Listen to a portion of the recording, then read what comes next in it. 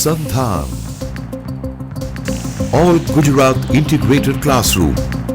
સેટેલાઇટના માધ્યમથી જોડતી કડી એટલે સંધાન.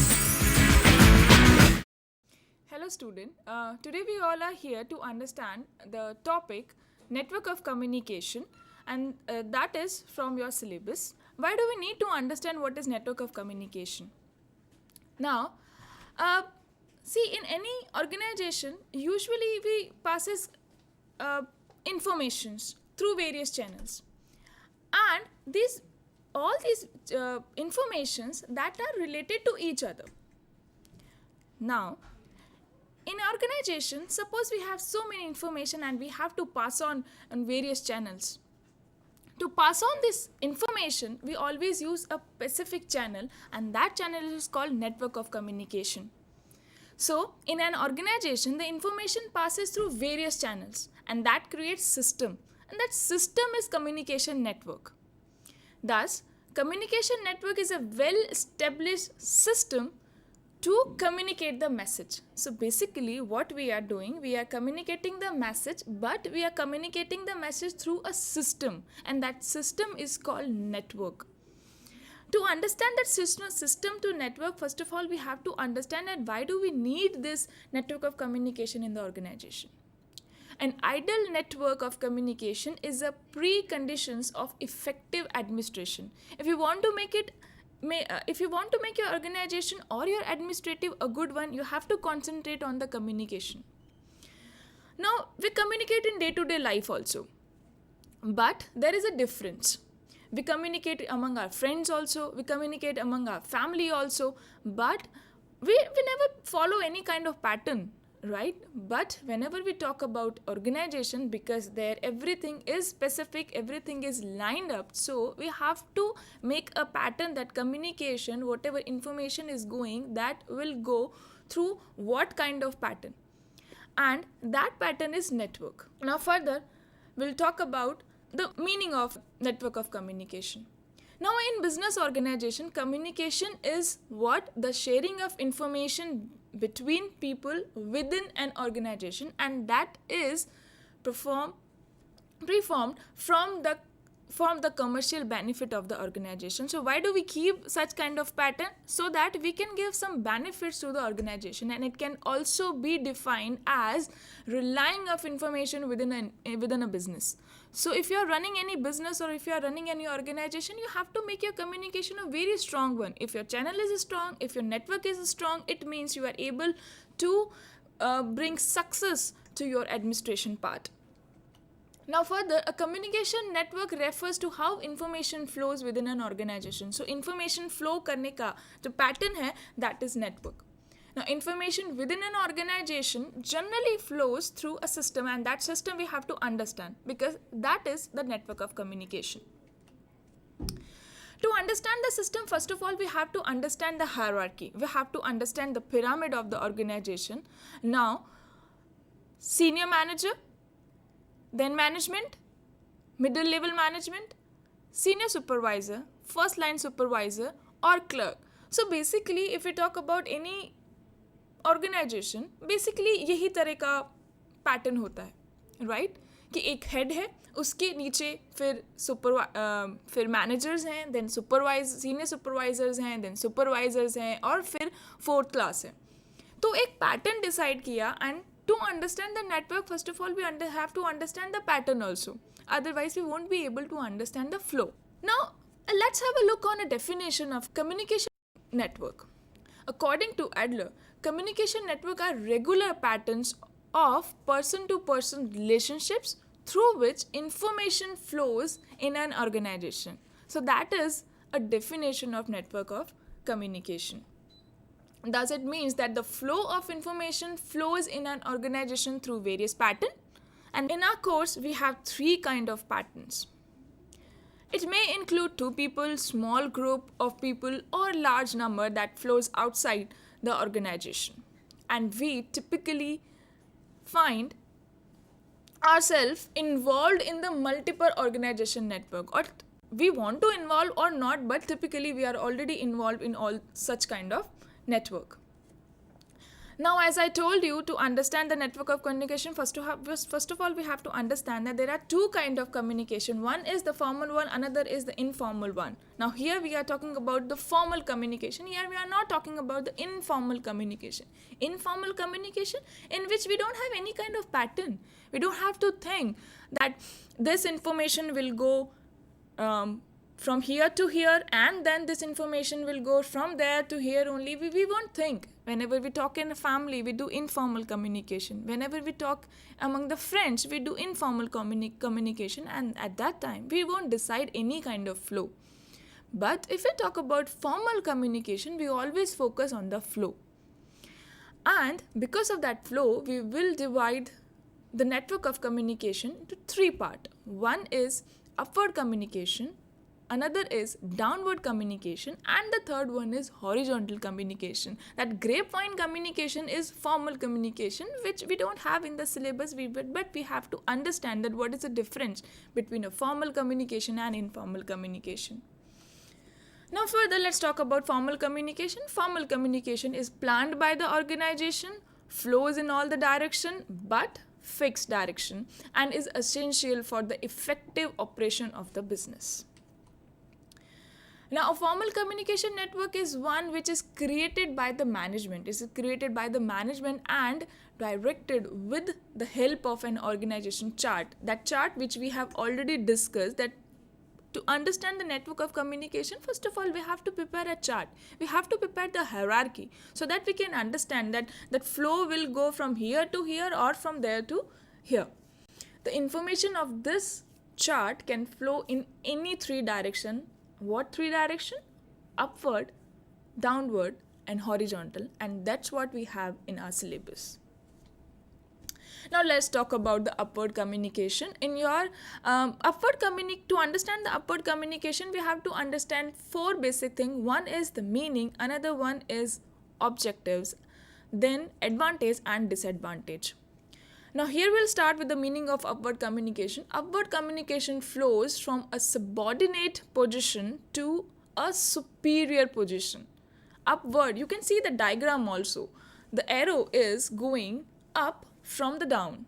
So if the communication is going from the lower level to the upper level, is upward communication. Now suppose a clerk is communicating with his boss, is upward communication. So lower level, and the information is going from the lower level to the upper level, is upward communication. Now workers are given chance. Now why we have upward communication in the organization? Because the workers are given chance to communicate to the management about their problems, about their grievances, about the suggestions, about the scheme or the joint committees. So these are the things in which we need this upward communication. Suppose if we are working under our boss, so we need to communicate with our boss.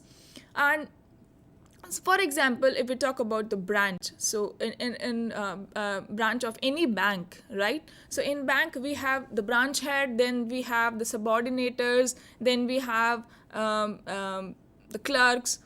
So if the clerks want to talk to their manager, that is upward. Now that manager, if he wants to talk to the branch manager, now again that is upward communication. Now in short, the communication is going from the lower level to the upper level.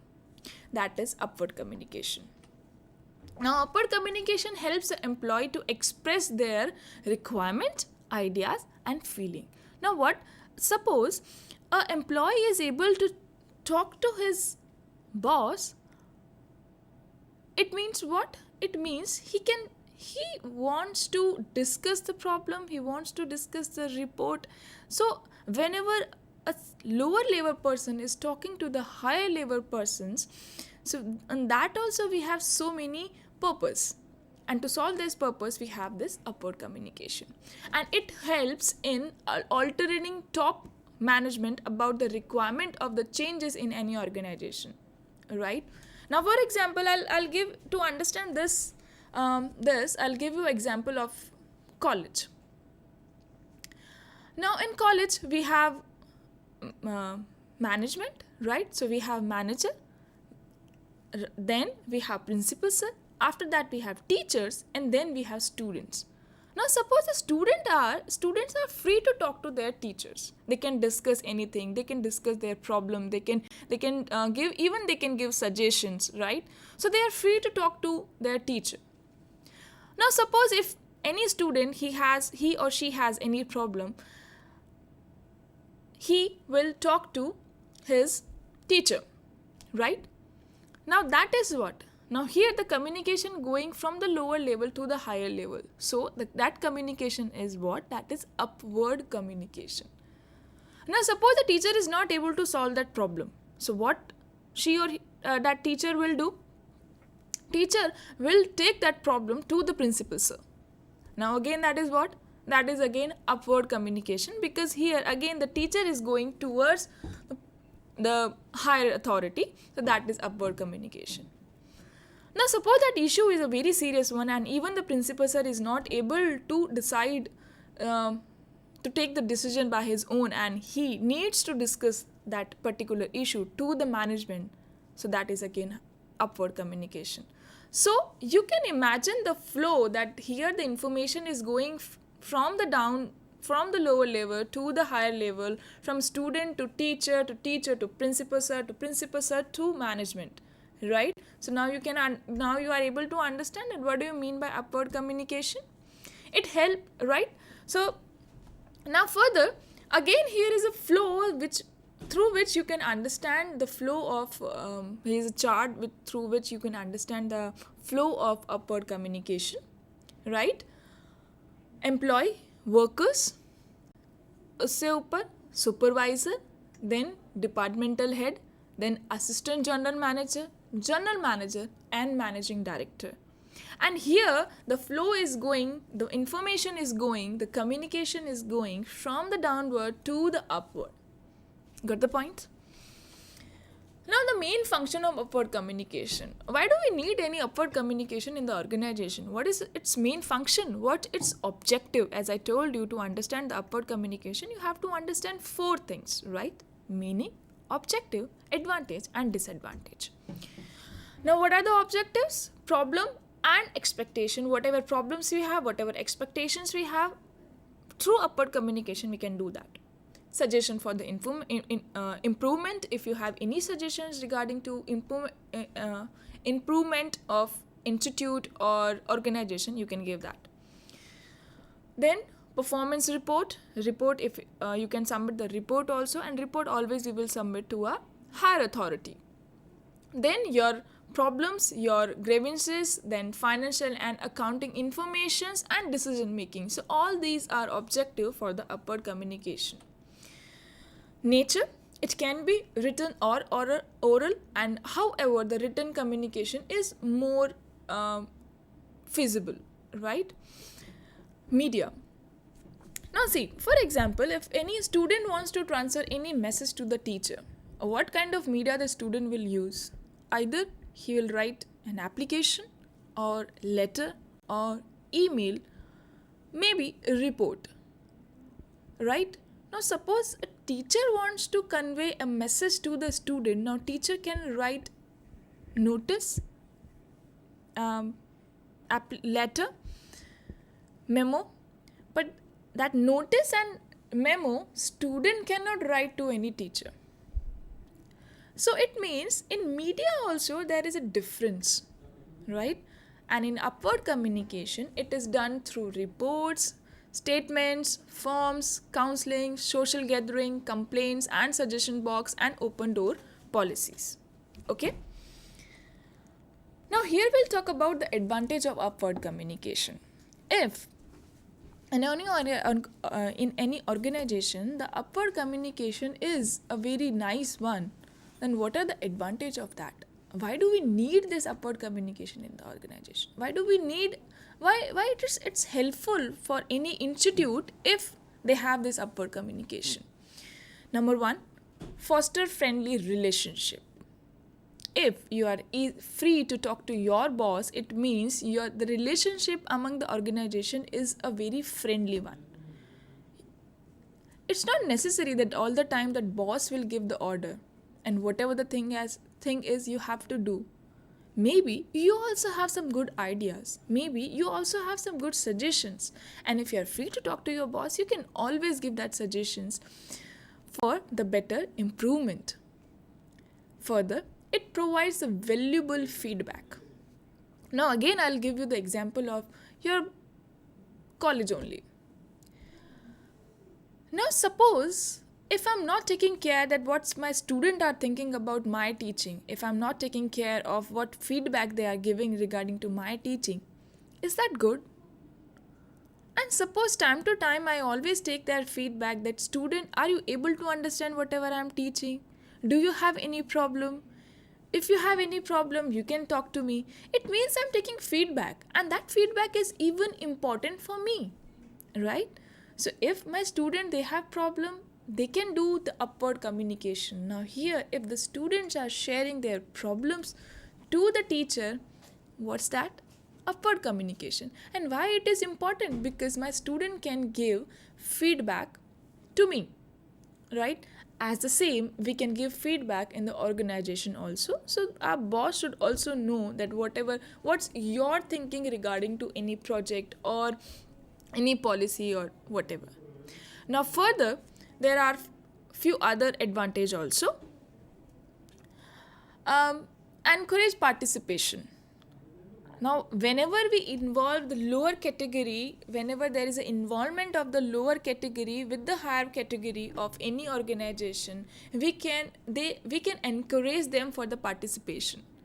If we are not taking their suggestion, if we are not taking their feedback, if we are not concerned what they are thinking about us, it means they will not take care for the participation. Why they will take part if you are not bother even about their suggestion, right? So even suppose if I'm not asking to my student what they are feeling, they'll not participate in the class, they'll not give their feedback, right? Two-way process. Now whenever in any kind of communication, it's either it is formal or informal.